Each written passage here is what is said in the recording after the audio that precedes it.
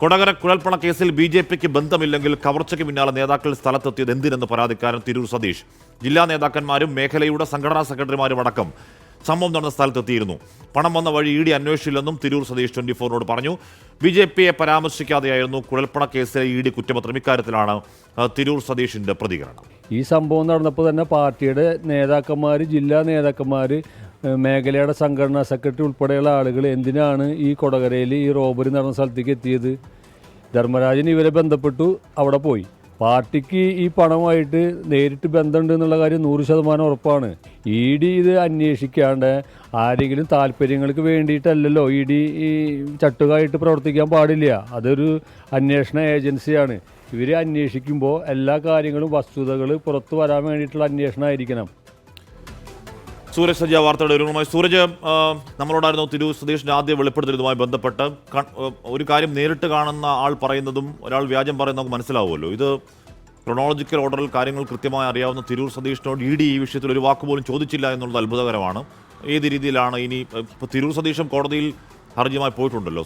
സൂരജ്, ഏത് രീതിയിലാകും തിരൂർ സതീഷിന്റെ നിയമ പോരാട്ടം?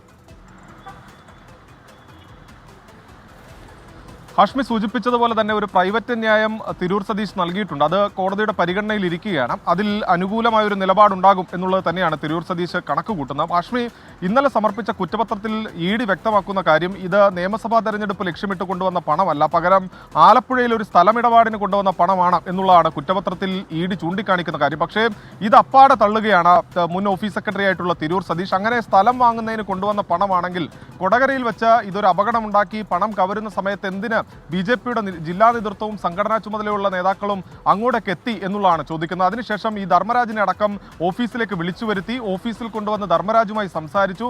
ധർമ്മരാജിന്റെ കൂട്ടാളികളെ ഓഫീസിലിരുത്തി ചോദ്യം ചെയ്തു. പോലീസ് ചെയ്യേണ്ട പണി പോലും അന്ന് പാർട്ടി നേതൃത്വം എടുത്തു എന്നുള്ളതാണ് തിരൂർ സതീഷ് ഇതിൽ ആക്ഷേപമായി ഉന്നയിക്കുന്നത്. അങ്ങനെ പാർട്ടിക്ക് ബന്ധമില്ലാത്തൊരു പണമായിരുന്നുവെങ്കിൽ എന്തിനാണ് നേതാക്കൾ ഇതിൽ ഇടപെട്ടത് എന്നുള്ളതാണ് തിരൂർ സതീഷ് ചോദിക്കുന്നത്. അതോടൊപ്പം തന്നെ തിരൂർ സതീഷ് ചൂണ്ടിക്കാണിക്കുന്ന ഒരു പ്രസക്തമായ കാര്യമുണ്ട്. അതായത് ഈ പണത്തിന്റെ ഉറവിടം എവിടെയെന്ന് സംബന്ധിച്ച് ഇ ഡി അന്വേഷിച്ചിട്ടില്ല എന്നുള്ളതാണ് തിരൂർ സതീഷ് പറയുന്നത്. നേരത്തെ ധർമ്മരാജ് തന്നെ പോലീസിന് നൽകിയ മൊഴിയിൽ, അത് ധർമ്മരാജ് എഴുതി ഒപ്പിട്ടുകൊടുത്ത മൊഴിയാണ്. ആ മൊഴിയിൽ ധർമ്മരാജ് പറയുന്നുണ്ട് ഇത് കർണാടകയിൽ നിന്നാണ് ഈ പണം എത്തിച്ചത് എന്നുള്ളത്.